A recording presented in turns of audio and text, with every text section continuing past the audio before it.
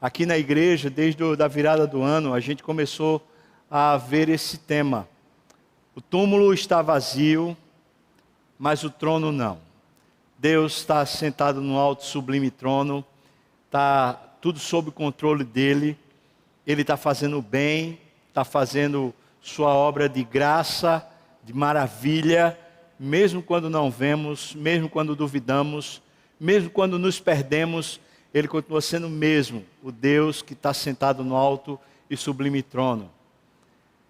E juntando essas duas coisas, enquanto eu estava lá estudando a história de Josué, eu tive que passar pelo êxodo, eu tive que passar pela travessia do deserto.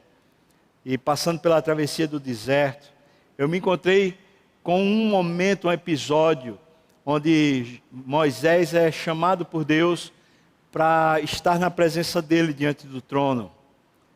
E algumas coisas acontecem que mexeram muito com o meu coração. Essa história é sabida, é conhecida. Quem é professor de escola dominical, quem é professor de criança, quem é crente velho, crente de tempo na igreja, quem é gente que vai para acampamento, deve ter ouvido já pelo menos uns 1000 sermões sobre essa história. Por isso não se trata de uma história nova, nem de conceito novo, mas se trata talvez de um convite antigo, um convite que precisa ser refeito para a minha alma, para o nosso coração. É o convite de subir até a presença do Senhor, de ir ao encontro dEle, de gastar-se e gastar tempo diante dEle. E a gente faz isso com decisões práticas, com decisões diárias. Cada manhã, quando eu me acordo, a primeira coisa que me vem à cabeça é: eu preciso ver quais são as últimas mensagens do WhatsApp. Meu celular fica bem na minha cabeceira, bem aqui do lado da minha... E ele é quem me desperta muitas vezes. O horário quem diz é ele. Então na hora que eu desligo lá o despertador, é a hora da tentação. Já pegar o celular e já ir para o WhatsApp e ver quais são as últimas mensagens. Talvez vai mexer com minha agenda aquelas mensagens. Mas uma coisa é certa. Muitas das mensagens que eu vou ler vão mexer com o meu coração. Algumas vão me trazer preocupação. Tem me trazido preocupações, algumas das mensagens. Outras vão me emocionar. O fato é que eu não passarei incólume sobre aquelas mensagens. Elas vão de alguma maneira me direcionar. Mas depois do WhatsApp eu tenho uma outra tentação. A outra tentação é ir para ou sites ou ligar a televisão para assistir as notícias do dia. Bom Dia Brasil, ou assistir através da internet as notícias mais recentes, as fofocas de Brasília, o que é que está acontecendo lá no Planalto, Lava Jato, Lula e adjacência. Eu sou conduzido, direcionado a pesquisar essas coisas sem ninguém precisar me impulsionar para isso. Eu já quero saber. E por isso elas são a fonte de tentação. Porque cada manhã eu preciso decidir ao acordar qual será a minha prioridade. Se é ouvir as mensagens que são dos meus irmãos, das pessoas que eu conheço, de alguma maneira instruindo e dimensionando a minha vida, ou ouvir a mensagem do Senhor, que poderá dimensionar meu coração e me instruir a vida. Eu também tenho a opção de ouvir as notícias através da televisão ou dos sites, ou receber as notícias de salvação que estão na palavra, para que encham o meu coração. Essa decisão que eu tomo a cada manhã, ela vai acumulando meu processo de vida, para eu saber quem eu sou e também para me mover na direção certa ou errada ao longo do dia.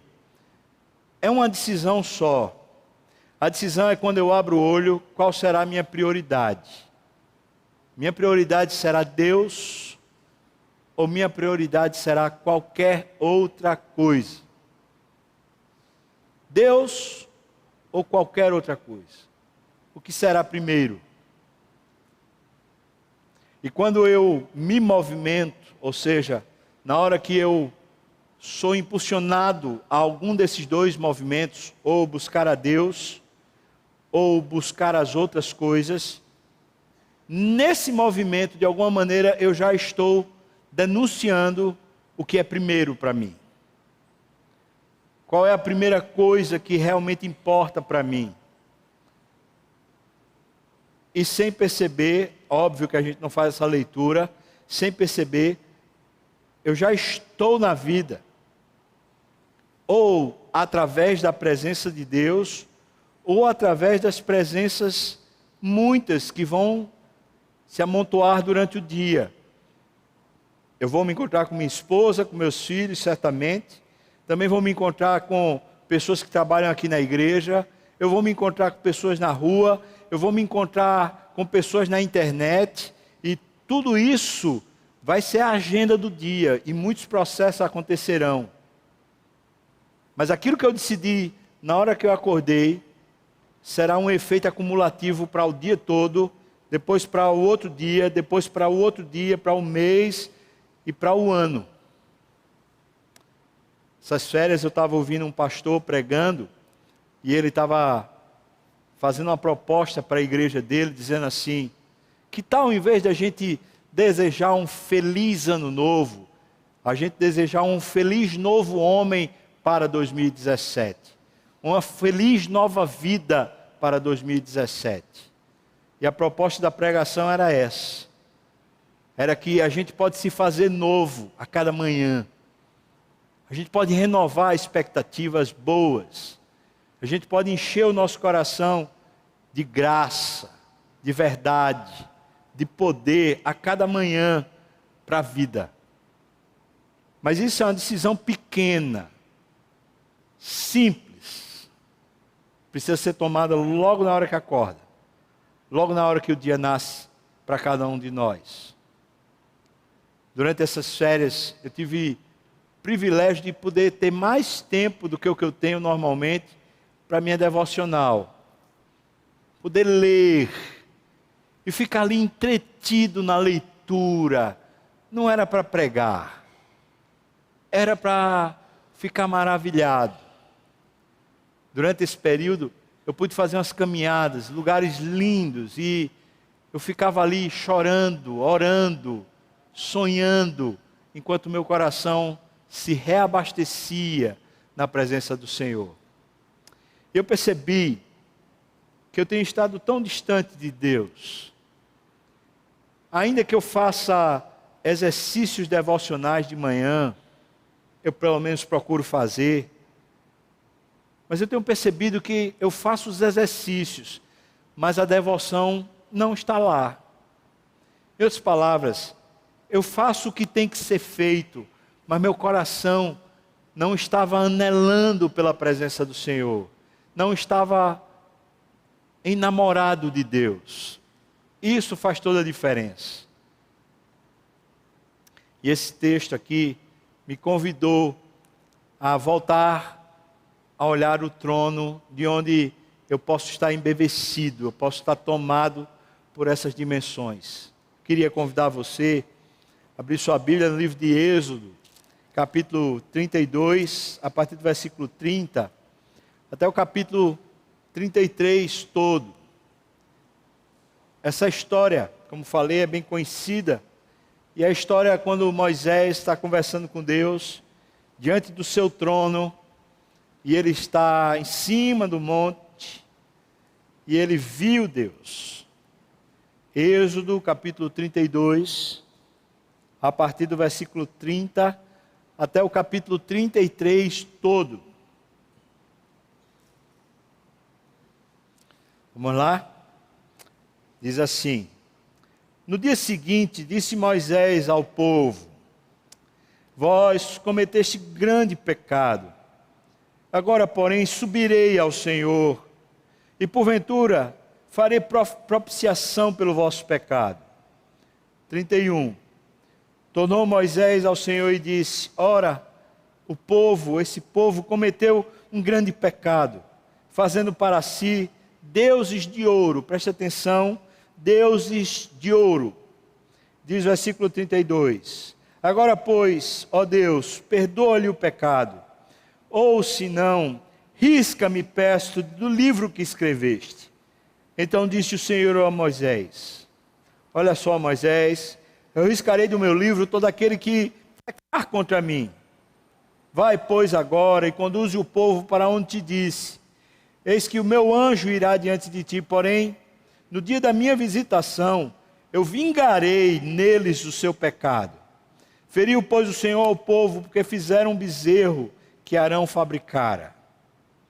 Disse o Senhor a Moisés: vai, sobe daqui, tu e o povo que tiraste da terra do Egito, para a terra a respeito da qual eu jurei a Abraão, a Isaque e a Jacó, dizendo: à tua descendência eu darei essa terra. Versículo 2: enviarei o anjo diante de ti, eu lançarei fora os cananeus, os amorreus, os heteus, os ferezeus, os heveus e os jebuseus. Sobe para uma terra que mana leite e mel, terra de conforto, terra de prazer. Eu não subirei no meio de ti, porque és povo de dura cerviz, para que não te consuma eu no caminho.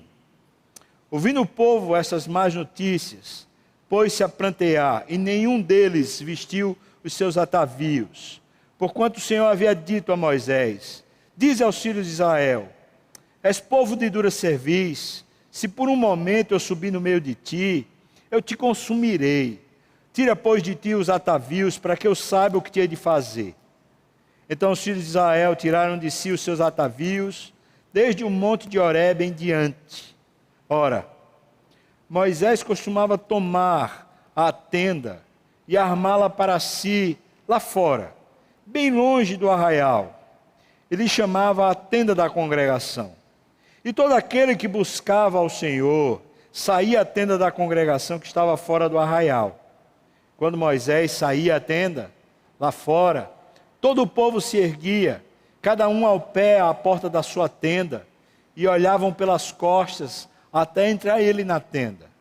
Uma vez dentro, Moisés na tenda, descia uma coluna de nuvem e punha-se à porta da tenda. E o Senhor falava com Moisés. Todo o povo via a coluna de nuvem que se detinha à porta da tenda. Todo o povo se levantava e cada um à porta da sua tenda adorava ao Senhor. Falava o Senhor a Moisés face a face, como qualquer fala a seu amigo. Então voltava Moisés para o arraial. Porém, preste atenção nisso, porém o moço Josué, seu servidor, filho de Num, ele não se apartava da tenda. Disse Moisés ao Senhor: tu me dizes, faz subir este povo, porém não me deste a saber quem hás de enviar comigo. Contudo disseste: conheço-te pelo nome, também achaste graça aos meus olhos. Agora, pois, Senhor, se achei graça aos teus olhos, rogo-te que me faças saber neste momento o teu caminho, para que eu te conheça e ache graça aos teus olhos, e considera que esta nação é teu povo. Respondeu-lhe: a minha presença irá contigo, e eu te darei descanso. Então lhe disse Moisés: se a tua presença não vai comigo, não me faça subir desse lugar. Pois como se há de saber que achamos graça aos teus olhos, eu e o teu povo? Não é porventura em andares conosco, de maneira que somos separados, santificados, eu e o teu povo, de todos os povos da terra?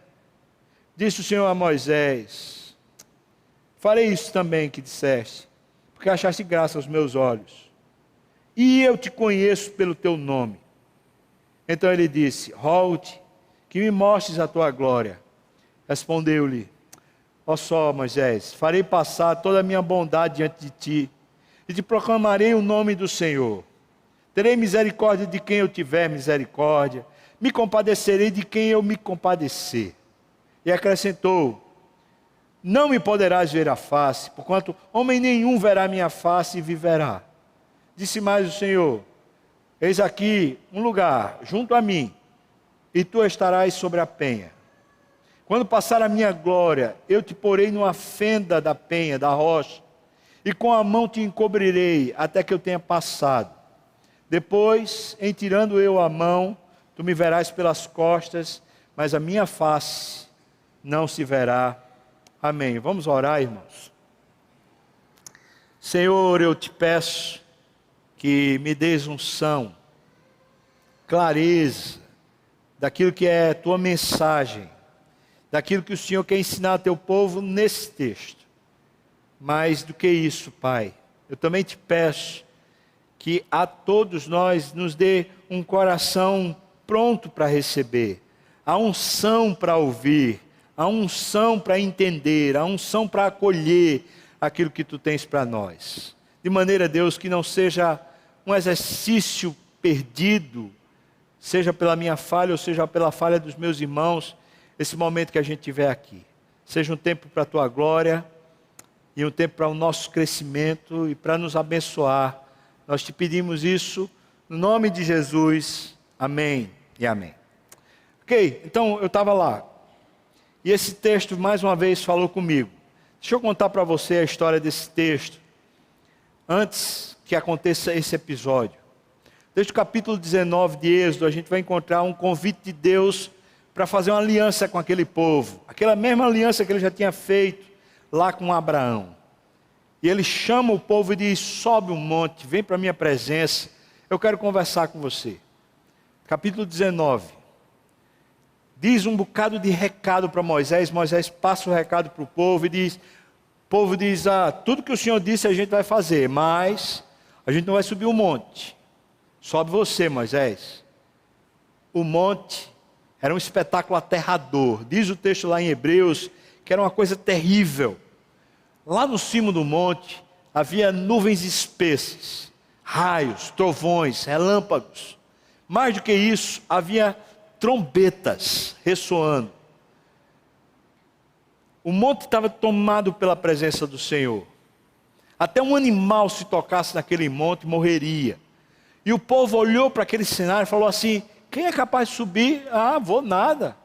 Esse negócio, acho que é para Moisés. E disse: Moisés, sobe. O que o Senhor falar contigo lá, quando você voltar, você diz para a gente vai seguir. Aí Deus disse para Moisés: faz isso, Moisés. O povo não quer ir, deixa o povo lá embaixo, sobe tu. Mas até a metade do monte você vai subir com mais 3. Mandou Josué ir, mandou Arão ir, chamou outro Senhor e eles subiram. Ali mais ou menos na metade do monte, então, fez um cercado de proteção. E Deus disse para Moisés: agora ficam os 3 aqui, sobe só você. Eu quero conversar com você lá em cima. Agora Moisés está subindo. A presença do Senhor está lá. Ele está indo em direção ao Deus vivo. Ele está indo para um espetáculo de morte. Ele pode morrer, ele sabe. O que o texto diz para nós é que ele passou 40 dias lá. E é bem clara a palavra. 40 dias sem nada comer, sem nada beber. Não bebeu nenhum líquido durante 40 dias. Humanamente isso é impossível. Quem estava abastecendo Moisés era Deus. Era a presença de Deus que estava suprindo todas as necessidades fisiológicas de Moisés. Ele estava vivo, como que por aparelhos, mas os aparelhos eram divinos. Era a intervenção miraculosa. Deus o mantinha vivo na sua presença lá em cima. Mas enquanto Moisés estava lá em cima, recebendo os mandamentos, as tábuas da lei, e conversando com Deus vivo, o povo aqui embaixo começou a se sentir prejudicado. Eles pensaram assim: quem é que vai estar vivo 40 dias lá em cima desse monte? Lá, essa terra aqui é seca, lá não tem água, lá não tem alimento, lá não tem provisão. Esse espetáculo é tenebroso, ninguém vai ficar vivo lá em cima. Então o povo começou a desconfiar que Moisés haveria morrido lá em cima. E que eles precisavam agora de um novo processo, um novo projeto, um novo caminho. Essa desconfiança do povo, ela era histórica. Desde quando eles saíram do Egito, que eles foram caminhando no deserto, alguns processos tinham acontecido. Eles sentiram sede, eles começaram a murmurar. E Deus feriu a rocha e saiu água. Água boa para beber. Depois eles estavam dizendo que ia faltar mantimento. Deus mandou o maná. E o maná caía a porção certa para cada pessoa por dia. Depois eles reclamaram, disseram assim: está faltando carne, a gente está sentindo a saudade, uma saudade estranha. Saudade lá do Egito. Deixa eu contar para você, lá no Egito eles ficavam naquele vale do Nilo, naquela região bem próspera, numa terra separada, que era chamada lá pelos egípcios como a terra da Mazela, chamada terra de Gósen. Lá naquela terra de Gósen, tinha animais que eram criados pelos hebreus, eram os bois, as vacas, porque os egípcios não criavam bois e vacas, só os hebreus. E então eles tinham carne mesmo, carne de boi, carne de vaca, eles comiam aquele negócio. Acontece que durante aquele período de 400 anos que eles ficaram lá presos, que eles ficaram escravos, eles comiam carne, mas durante o dia, desde a hora que o sol nascia, até depois que o sol se punha, eles penavam, literalmente eles eram açoitados, eles faziam trabalhos de escravo, trabalho pesado, duro. Não era nenhum tipo de trabalho que houvesse qualquer nível de favorecimento intelectual, algum crescimento, alguma perspectiva, alguma projeção, absolutamente nada disso. Era um escravo que estava sendo, de alguma maneira, humilhado, aterrorizado pelos seus senhores. Era tão medonho o quadro, que Deus do céu olhou e falou: isso aqui é terrível. Se a gente vê imagens, como por exemplo, desses refugiados morrendo no mar, ou a gente vê as imagens daquelas crianças na África, famintas. Eu quero dizer para você, Deus se comove com essas coisas. Mas o quadro que Deus viu no Egito era tão aterrador, que se comoveu as entranhas de Deus, diz a palavra. E Deus mandou Moisés para tirá-los de lá. Por isso era tão estranho que aquele povo tivesse saudades do Egito, uma vez que eles sofreram demais no Egito. Mas Deus viu que eles estavam reclamando por causa de carne e mandou codornizes. E não foram poucas. Por um mês, pelo menos, eles comeram carne até sair pelos narizes. Foi assim que a palavra colocou. Eles comeram a sobejar carne.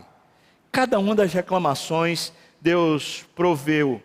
Cada uma das murmurações, Deus fez uma intervenção, Deus abençoou. O povo estava sendo, de alguma maneira, o tempo todo beneficiado, tratado, abençoado. Mas eles desconfiavam. E agora que Moisés está lá em cima e não sabe quanto tempo vai ficar, então eles estão pensando assim: acabou, o projeto de Moisés acabou, esse projeto acabou, agora a gente precisa de uma outra história. Então eles chegaram para Arão, o irmão mais velho de Moisés, e falaram: Arão, você que é o novo líder, você precisa fazer um Deus para a gente adorar, um Deus que a gente vai celebrar como sendo o Deus que nos tirou da terra do Egito. Agora veja a contradição. Eles estão com saudades, mas eles precisam de um Deus para homenagear, dizendo que aquele Deus é quem tirou eles do Egito, como se isso fosse bom. Mas diante do Deus vivo eles reclamam. Ou seja, o coração desse povo está totalmente pervertido. Eles não sabem o que querem, eles só querem reclamar. Esse é o fato. Quando há falta de fé, quando a fé não funciona, quando desconfiamos de Deus, não é que a gente queira uma outra coisa, é que a gente simplesmente não sabe o que quer e a gente só faz reclamar. A confusão está estabelecida dentro da alma, não é fora, não é um problema dos presidentes, não é um problema de governo, não é um problema dos outros, é um problema nosso, pessoal. Nossa alma inquieta, ela só quer reclamar, ela só quer brigar, ela só quer mitigar. Alguma coisa que seja, qualquer coisa que seja. Esse povo então vai lá, pressiona Arão, e Arão diz: faz o seguinte, para a gente acabar com essa confusão, cada um dos homens que aqui está presente vai pegar as joias preciosas da sua esposa, vai pegar lá, os, como é que chama? Brinco, os pendentes que estão nas orelhas das esposas, vai pegar os colares de ouro das esposas, as joias que elas tiverem de ouro, pega e traz para cá que eu vou fazer aqui um Deus. Você já pensou, irmã, seu marido chegando lá na sua casa, seu pai chegando lá para você que não é casado, dizendo assim, ó, eu vou pegar as joias que você recebeu, porque a gente vai fazer ali um Deus. Eu vou dizer, normalmente mulher é apegada à joia. E é difícil ela se desfazer, mas elas se desfizeram, elas entregaram. Então diz o texto que Arão pegou e formou um bezerro de ouro. E aquele era o Deus que Arão disse, olha, esse Deus aqui tirou vocês do Egito. Eles quando viram o bezerro de ouro, eles falaram, agora. Então eles começaram a celebrar. E fizeram uma festa. Você pode dizer assim, oh, festa bonita. Inclusive quando Moisés e Josué estão descendo do monte, que eles ouvem um barulho, Josué fala, Moisés, alarido lá no arraial. Eu acho que está havendo guerra. E Moisés fala, não, o alarido não é de vencedor nem de vencido. O alarido é de celebração. O povo está celebrando. Mas Moisés tinha ouvido de Deus lá no cimo do monte. Esse povo se perverteu, Moisés. Esse povo é de dura cerviz. Eles fizeram um Deus e eles estão adorando um outro Deus lá embaixo. Por isso Moisés já estava advertido. E quando ele desce e vê, o que eles estão fazendo é uma orgia. É alguma coisa muito semelhante ao carnaval. E eu estou falando do carnaval, uma festa bem popular. Eu estou falando lá do Galo da Madrugada, que quem olha de fora fala, é cultural, é bonito, é colorido. Mas quem vai, quem entra, quem participa, vê lá as pessoas drogadas, vê lá a promiscuidade, vê lá a licenciosidade, a libertinagem, vê lá a perversão, vê os assaltos, os roubos, vê a fornicação. Ou seja, quem está lá, vê a degradação moral. O povo, o texto usa a expressão no original hebraico dizendo que eles se perverteram moralmente, que eles se deram à licenciosidade, à orgia, era mulher com homem, homem com homem, era aquela bagaceira naquele arraial. Era assim que eles estavam festejando. Alguém pode pensar, Deus não gosta de festa. Deus gosta de festa. Uma das coisas que Deus estava falando com Moisés lá em cima é, vocês vão fazer 3 festas santas para mim durante o ano. E vão celebrar a congregação toda durante essas festas. Mas o que Deus não gosta é de imoralidade. O que Deus não gosta é de idolatria. O que Deus não gosta é quando eu e você perdemos o senso da sua presença, da presença dEle, para vivermos segundo os nossos próprios prazeres, mitigando, tentando de alguma maneira se satisfazer. Isso Deus não gosta. E é esse tipo de festa. As festas que são feitas para dar prazer, não as festas que são feitas para celebrar a Deus, mas que são feitas para dar prazer a gente, pode ter certeza, Deus não as gosta, Deus não as aprova, Deus não quer fazer parte delas. Pois bem, Moisés desceu. E quando Moisés desceu, ele viu esse espetáculo, e na hora que ele viu esse espetáculo, Deus tomou Moisés e falou assim, quem está comigo? Ele falou isso no arraial e a tribo de Levi toda se levantou, os homens, e falaram, nós estamos com você, Moisés. É interessante que a tribo de Levi é a tribo de Moisés. E parece que foram os únicos que disseram, olha, nós estamos com você. E na hora que disseram, nós estamos com você, Moisés disse, cada um então se santifica agora contra o seu irmão, contra o seu pai, contra a sua mãe, contra os seus familiares, contra os seus filhos. Se levanta e se santifica. E agora desembainha a espada e passa pelo arraial. E todo aquele que estiver na promiscuidade, todo aquele que estiver na idolatria será morto. E eles passaram pelo arraial com a espada desembainhada e mataram milhares de pessoas. Foi um dia de morticínio, uma chacina. Mas nesse processo, Deus disse, Moisés, vem aqui de novo. E ele sobe. E a gente está lendo a história que está acontecendo justamente quando o processo no arraial está acontecendo. Quando a morte está tomando conta.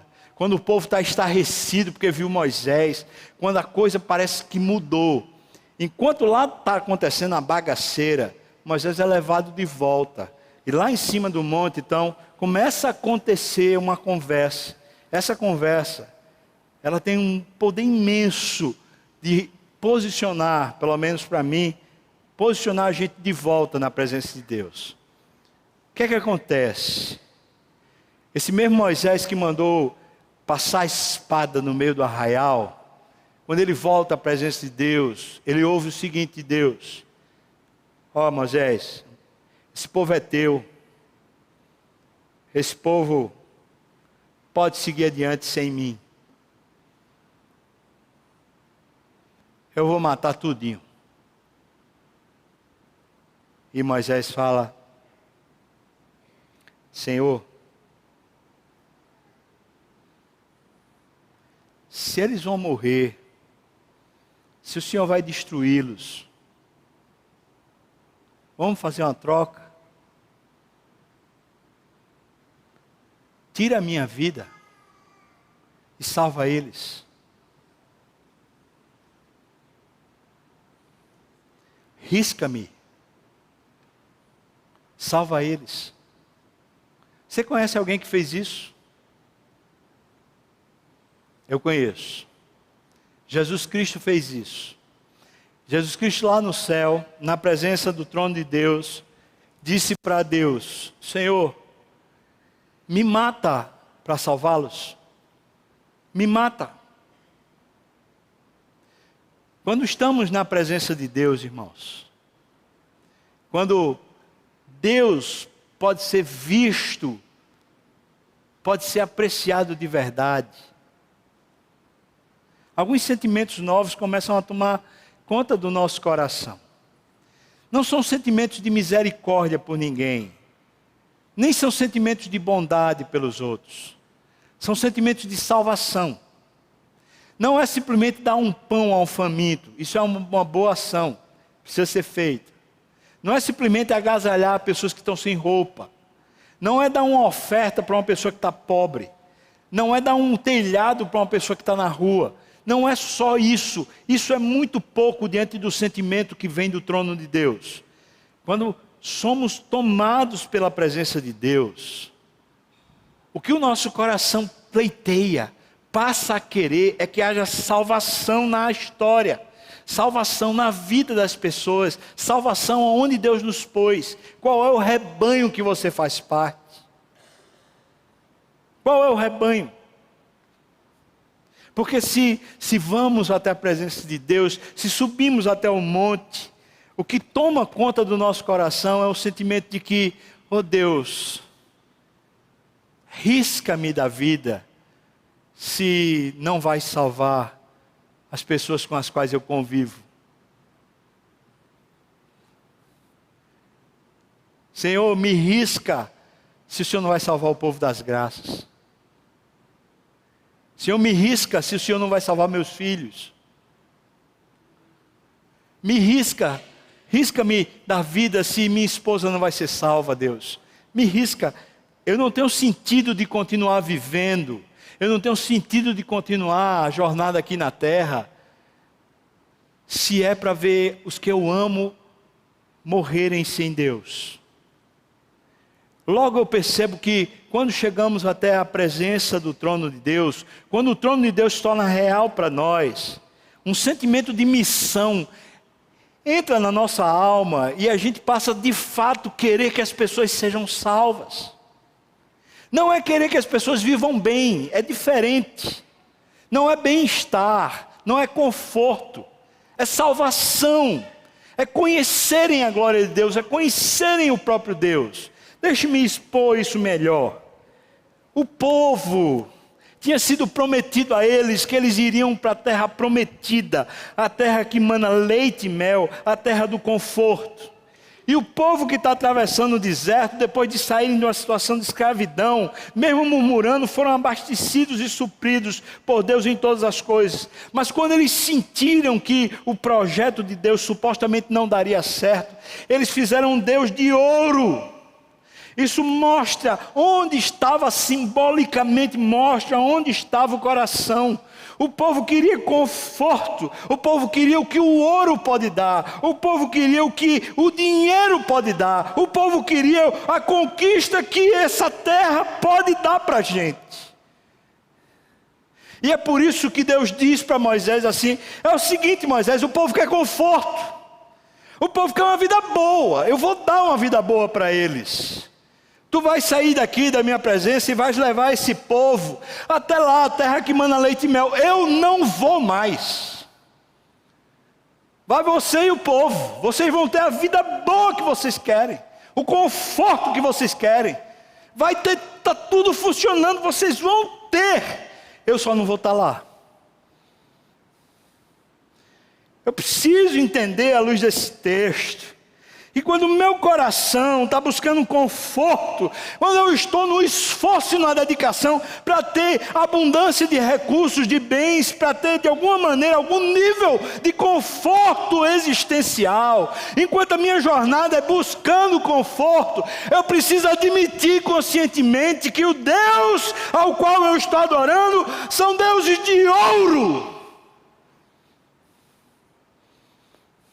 Porque quando eu vou na presença de Deus de verdade, quando subo um monte, não importa mais o conforto, o que importa é que as pessoas sejam salvas. Eu estou diante de Deus, eu estou pronto para dizer: me mata, Deus, mas salva pessoas. Quando eu estou na presença de Deus, o que importa é que Cristo seja anunciado às nações. Quando eu estou na presença de Deus, não importa mais se eu vou me dar bem. Mas quando eu estou na presença do Rei Ouro, do Deus Ouro, eu quero conforto. Agora, pense aqui comigo. Imagina que você está numa igreja séria, como a nossa, e o pastor, no caso eu, recebi de Deus, sem charlatanismo nenhum, de verdade, eu recebi de Deus uma autorização de dizer o seguinte para o povo, no caso vocês: hoje, Deus está assumindo um compromisso com você. Você vai ter conforto. Você vai ter uma vida de deleite. Você vai ter prazer. Deus está prometendo isso para você. No entanto, você não terá mais Deus. Terá prazer, conforto, mas não terá Deus. A presença de Deus não estará com você. Você topa? Você topa? Deixe-me perguntar isso de maneira diferente. Seu esforço grande, a energia que você gasta durante o dia, que consome os seus neurônios, que fazem você ficar estressado, ansioso, nervoso, o que tira sua paz, seu sono, é ou não é a busca por conforto? Eu estou falando num sentido mais genérico, mais abrangente. Eu não estou falando simplesmente de você ter dinheiro, não. Eu estou falando de ter uma vida confortável, segurança, estabilidade, dinheiro, condições, ser o dono dos próprios pés, dono da própria decisão, saúde, bem-estar, família bonita, família saudável, tudo bom, tudo pronto, conforto. Deus dizendo para o povo: vocês terão conforto. Eu estou prometendo que terão conforto. Eu é que não vou mais. Foi isso que aconteceu lá no cimo do monte. Foi Deus chegou para Moisés e disse assim: eu estou prometendo que esse povo vai ter conforto. Agora eu não estou mais lá não.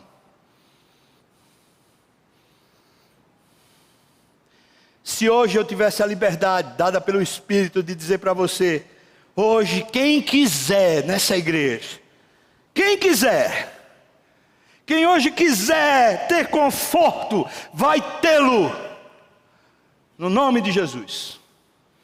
Só não terá a presença do Espírito, só não terá a presença do Deus vivo, só não terá mais Deus caminhando com você, mas terá conforto e terá um anjo do Senhor lhe protegendo e lhe fazendo vitorioso em todas as batalhas, em todas as guerras. Você será um desbravador, um conquistador, você será potente, você será confortável. Só não terá a presença de Deus. Topa? Eu diria que a proposta de Deus lá em cima no monte Foi muito semelhante àquela de Elias. Quando Elias disse: se Baal é Deus, adora ele, serve. Mas se o Senhor é Deus, adora Deus e serve. Baal era o Deus do conforto para os cananeus. Baal era o Deus da segurança para os cananeus. Por isso Elias estava dizendo para o povo: se vocês querem conforto, então sigam o Deus de vocês, que é ouro, não Deus vivo. Façam a prioridade de vocês gerar conforto para vocês. Acordem de manhã e já busquem com energia e vitalidade o conforto que Deus quer dar para vocês, porque Deus vai dar conforto. Agora, se é Deus, se olhando para essas duas perspectivas, se você pode dizer: Deus, eu não estou mais nem aí para conforto, eu estou feito Moisés, dizendo ao Senhor: o que importa é salvação, Deus. Eu quero ver minha casa salva, Deus. Eu quero ver a igreja salva. Eu quero ver Recife salvo. Deus, eu quero ver uma história de salvação. Se é isso, irmão, então você precisa dizer: Deus, eu não quero largar o Senhor, eu largo o conforto, largo tudo. Eu quero é o Senhor.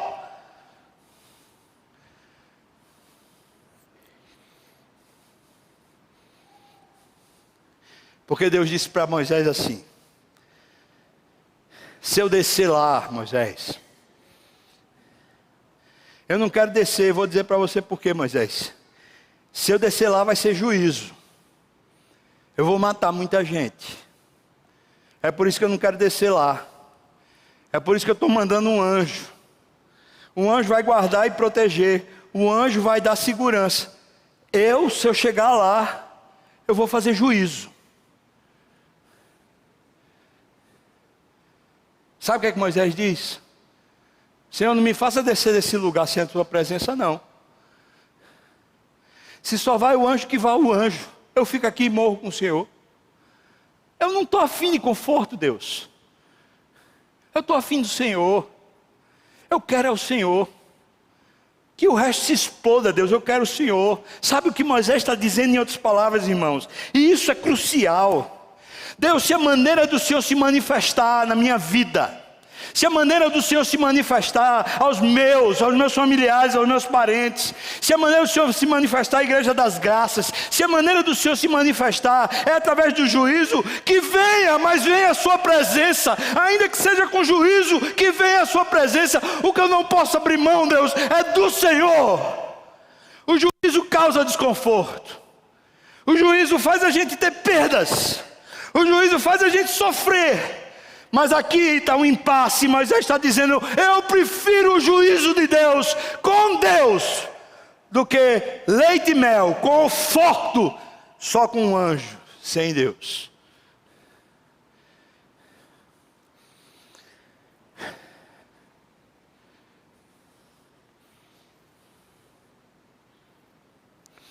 Que conversa. Essas conversas só dá para estar na presença de Deus. Que essa não é a conversa com sua alma. Essa é a conversa com Deus vivo.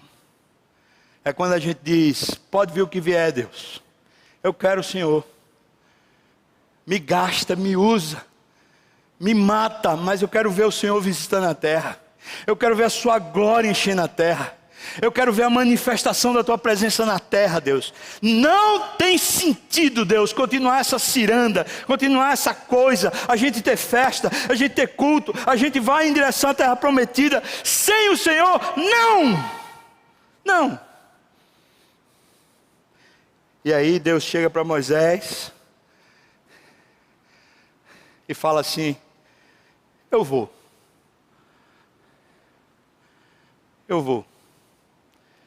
Mas vou manifestar juízo. Mas não só isso. Você achou graça aos meus olhos, Moisés? E aí Deus diz um negócio para Moisés tão poderoso. Você é meu amigo, Moisés. Você é meu amigo. Moisés, está na presença de Deus, por isso o sentimento dele não é um sentimento mesquinho de bem-estar pessoal. Ele quer salvação para todos. E Moisés não diz: eu achei graça aos teus olhos, eu sou teu amiguinho, então que massa que eu estou no bem bom. Ele diz: se achamos graça aos teus olhos. Ele fala do povo. Ele não fala de si, ele fala: se achamos nós, o teu povo, graça aos teus olhos. Então, Senhor, me faz conhecer o teu caminho, para que eu possa dizer que o Senhor é meu amigo, para que eu possa dizer que eu conheço o Senhor. Me faça conhecer o caminho do Senhor. Esses dias de férias, eu fiquei vários impasses na minha cabeça, frutos da própria caminhada ministerial. Algumas questões que não fechavam, eu ficava na minha cabeça. E eu pensei assim, falando com Deus, falei, até numa caminhada que eu fiz lá, eu falei com Deus assim: Senhor, eu estou me sentindo como se eu estivesse na ceia do Senhor, lá, a última ceia. Eu me sinto teu discípulo, eu sinto a tua presença, mas o Senhor fala coisas que eu não entendo. Jesus estava na ceia e dizia para os discípulos assim: não se turbe o vosso coração. E os discípulos falavam: o quê? Se turbe o coração? O quê? Por que eu vou ficar com o coração turbado? Não, eu acho que Jesus deve estar falando alguma outra coisa aí. Jesus disse: se permanecerdes em mim e eu permanecer em vós, vocês darão muitos frutos. Ele falou: oxi, a gente não está contigo. Pedro deve ter pensado assim: eu disse para o cara que eu estava pronto para morrer por ele, que história é essa de permanecer com ele? Eu estou permanecendo, rapaz. Ou seja, o que Jesus dizia para eles, estando na presença, para eles era como se fosse uma coisa desconhecida. Eles não estavam entendendo o que Jesus estava dizendo. Mas quando veio o Consolador, o Espírito da verdade, que o mundo não pode conhecer nem receber, então a manifestação do caminho se tornou para eles claro, e eles passaram a entender palavras de Jesus, como Jesus disse lá em João 14: eu sou o caminho, eu sou a verdade, e eu sou a própria vida. Se vocês querem subir até o Pai, se vocês querem estar na presença do Pai, o caminho sou eu. Ninguém vai ao Pai a não ser por mim. Moisés está dizendo lá no monte: Deus, se eu sou teu amigo, se eu achei graça, se esse negócio é verdade, me mostra o teu caminho. Veja que a oração de Moisés: eu quero ver Jesus. Eu quero ver Jesus, eu quero ver o caminho que leva até o Senhor. Me mostra qual é a tua estrada. E eu e você temos o caminho, que é a própria vida. É Jesus em nós, a esperança da glória. Ele veio habitar em nós.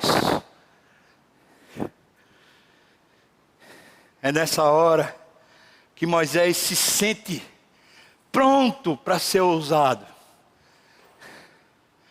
E é lindo, né?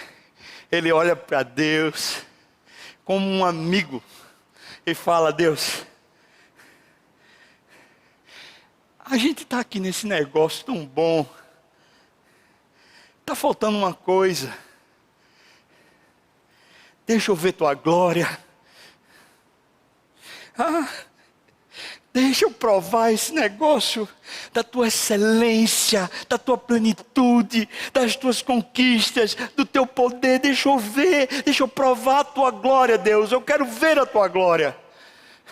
Veja com a ambição do coração de quem está na presença de Deus.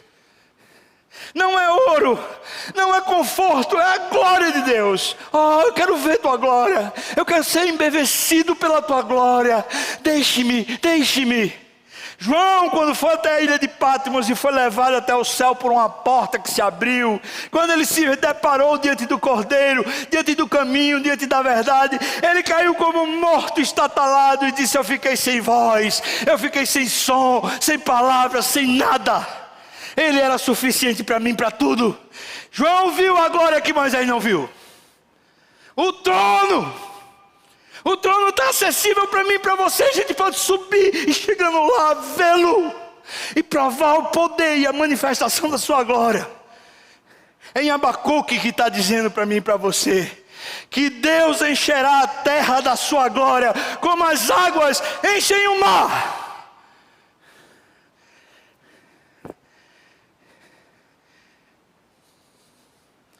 Deus disse para Moisés: faz assim, Moisés. Eu não posso lhe manifestar minha glória, mas você vai ver uma coisa minha, que você ainda não viu. Não na profundidade que eu vou lhe mostrar. Agora, antes de eu dizer como foi, deixa eu dizer qual é a situação de Moisés. 40 dias sem comer, 40 dias sem beber. Um povo que está lá embaixo reclamando. Um povo que está lá embaixo infiel. Eu posso dizer para você que humanamente Moisés está numa das piores circunstâncias da vida. Humanamente Moisés não tem nenhum motivo para continuar vivo. É nessa hora que Deus diz: eu não tenho como lhe mostrar a minha glória, senão você morre. Mas eu vou fazer uma coisa com você. Está vendo tá vendo aqui a pedra? Você vai entrar na pedra. E agora eu vou lhe cobrir com minha mão. E eu vou passar. E quando eu tiver passado, eu vou tirar a minha mão. E você vai viver pelas costas. O que você vai ver é a minha bondade. Agora, como é que casa uma coisa com a outra? Como é que alguém que está 40 dias sem comer, 40 dias sem beber, está lá com um povo que lhe prejudica, ele está cheio de temeridade, cheio de desconforto, como é que alguém prova a bondade de Deus nesse universo caído? Lá no trono. Diante do trono, Moisés foi tomado pela bondade de Deus. Deus revelou a sua bondade profundamente no caos da vida. É nessa hora que o texto acaba. Nessa hora Deus disse para Moisés: eu não vou riscar seu nome do livro da vida, não. Eu tenho misericórdia de quem eu quero ter misericórdia, não de quem você quer ter misericórdia. Eu faço o que eu quero, porque quem está sentado no trono sou eu, não você. Você pensa que isso foi desconforto para Moisés? Foi não. Isso foi o conforto que ele precisava para que sua alma se regalasse e ele voltasse pronto para os desafios da vida. Cada manhã, eu continuo com o mesmo desafio. Cada manhã, eu posso acordar, pegar o WhatsApp, começar a ver, responder mensagens, me preocupar. Depois eu vou orar ansioso. Ah, Senhor, falaram isso. Ah, Senhor, tem aquilo, tem aquela irmã, tem aquele problema. Deus, eu não sei como resolver esse negócio. Senhor, agora eu estou aqui. Ah, meu Pai, cheio de agonias. Eu posso ligar a televisão, assistir Bom Dia Brasil, ou assistir outro documentário na internet, uma reportagem. Ah, a Teori Zavascki caiu. Ah, isso foi uma conspiração. Ah, agora Lava Jato, não sei o que lá. E vai ouvindo essas notícias. Então o editor está fazendo babaquice, não sei aonde. E a gente vai ficando. Aí depois, eu digo assim, não, vou ler a Bíblia. Tá, vou lendo. Mas eu posso. Eu devo. Fazer como os antigos faziam. Antes de dormir, dizer para Deus: dá-me hoje o sono que seja teu, para que amanhã eu já te prove de manhã cedo, na hora que acordar. E muitos dos puritanos que viveram, aqueles que foram sérios e viveram mesmo na presença de Deus, eles dormiam na presença de Deus e acordavam logo cedo, para buscar a Deus. Primeira coisa do dia, buscar a Deus. Primeira coisa do dia, subir o monte até o altar. Subir o monte até diante do trono. Primeira coisa. Não como ritual, mas como revelação do que é primeiro para nós. O que é primeiro para você? Seu conforto, sua agenda, as pessoas ou Deus?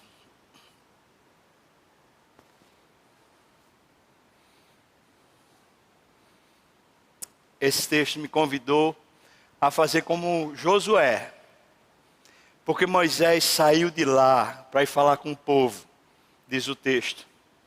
Mas o texto diz para nós que Josué não se afastava da porta da tenda. E eu vou dizer para você, Josué era o general, era o responsável pela segurança, era o responsável pelas batalhas, era um homem de linha de frente de Moisés, estava cheio de incumbências e de responsabilidades, tinha uma agenda lotada, mas ele não saía da presença de Deus, buscava Deus em tudo. Quero chamar você, irmão, para esse enorme, prazeroso, maravilhoso desafio de subir um monte. Todo dia. Na Coreia tem um monte de oração. Eu fui lá na Coreia, fui lá nesse monte. Os cubículozinhos, pequenininho, menor do que esse negócio aqui. Você entra já agachado, entra de joelho e fica lá sem caber mais nada. Eles ainda botam uma vela aqui em cima. Se aquele negócio cai na sua cabeça, sai dali queimado. Fica lá orando. Eu me encontrei com um pastor da Etiópia, numa conferência missionária. A igreja tem 50 mil membros. Ele falou, os crentes de madrugada, ainda o sol nem raiou, eles sobem um monte lá na selva, com perigo de animais, com perigo de malária, com perigo de tudo. Eles sobem, eles vão para lá por cima do monte para orar, para buscar a Deus. O sol nasce na cabeça deles, eles já estão lá adorando a Deus. Eles abrem às vezes os olhos, está lá 10 mil, 15 mil pessoas no cimo do monte. Ninguém nem tinha se visto também, né? Tudo moreno, pretão, como é que vai se ver no escuro? Mas quando o sol nasce, eles se veem, e aquela festa. Eles não foram por causa de uma programação. Eles não foram porque alguém estava chamando. Eles foram porque eles querem a presença de Deus. Porque eles tomaram um propósito. Eles disseram, eu subirei o monte. Eu estarei diante do trono. Eu buscarei o meu Deus. Não estou chamando você para uma programação. Não estou chamando para um projeto pastoral. Não estou chamando para uma coisa das graças. Eu estou chamando para a sua vida. Para você mesmo. Uma definição sua diante de Deus e por você. Suba o monte. É uma escolha. Simples, pequena. Que faz toda a diferença e vai acumulando virtude ao longo dos dias.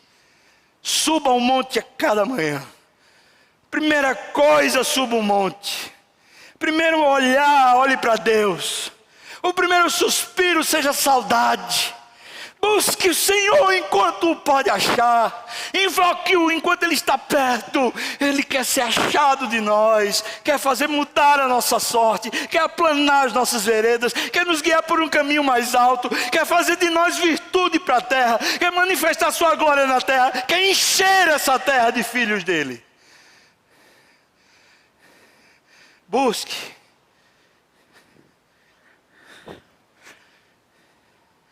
Queria convidar você para esse desafio, irmão. Ô irmã, convidar você. Vamos orar. Se você pode assumir um compromisso pessoal, não é um voto. É um compromisso pessoal. Se você quer assumir um compromisso pessoal, dizendo, sim, Senhor, eu vou te buscar. Não apenas fazer o rito, mas te buscar, para que meu coração se enterneça, para que meu coração se quebrante, para que eu tenha saudade de ti, eu vou te buscar. Eu queria convidar você, irmão, que topa esse desafio, a vir para aqui para frente para a gente orar de joelho. Pois se você topa, sai do seu lugar, venha para cá, para a gente orar de joelho. Cada manhã, uma nova escolha que é feita por você, na presença de Deus. Se você puder, fique de joelho. Se não puder, não se constranja, Deus sabe como você está aí por dentro, nessa atitude de quebrantamento, de reverência. Mas se você pode, se ajoelhe, para a gente estar de joelhos diante do Senhor.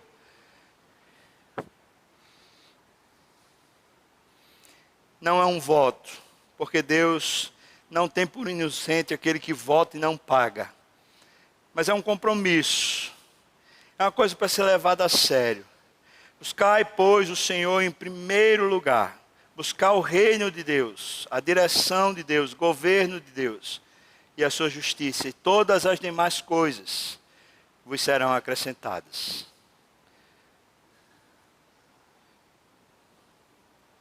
Deus,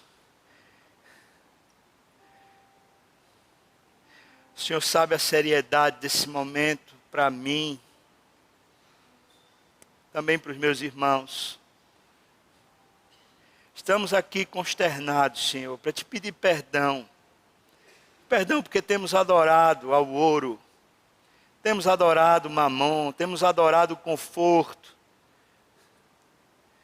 temos buscado conforto, temos anelado, ansiado pelo conforto, temos querido o ouro, Senhor, nós temos. Eu confesso ao Senhor, perdão, Deus, perdão pela minha maldade, pela minha iniquidade, perdão, Senhor.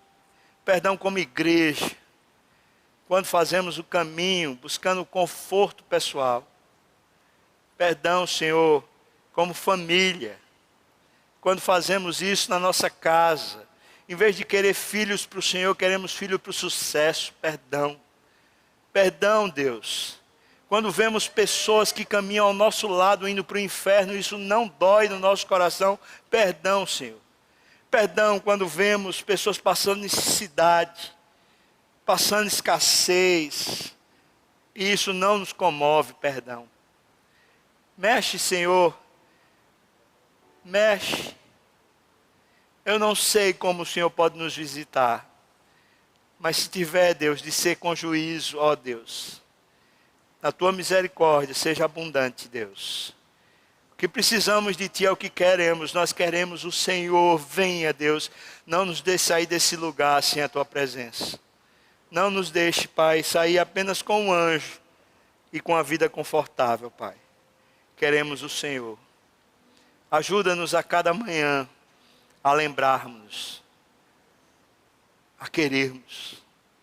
Mas quando não quisermos, que o Senhor nos ajude a perseverar no compromisso. Sejamos fiéis, Pai. Nós oramos isso no nome de Jesus. Amém, Senhor Deus. Amém. Vamos dar um abraço uns nos outros, irmãos. Você pode ficar de pé. Pedir para a congregação também ficar de pé. Deus abençoe você.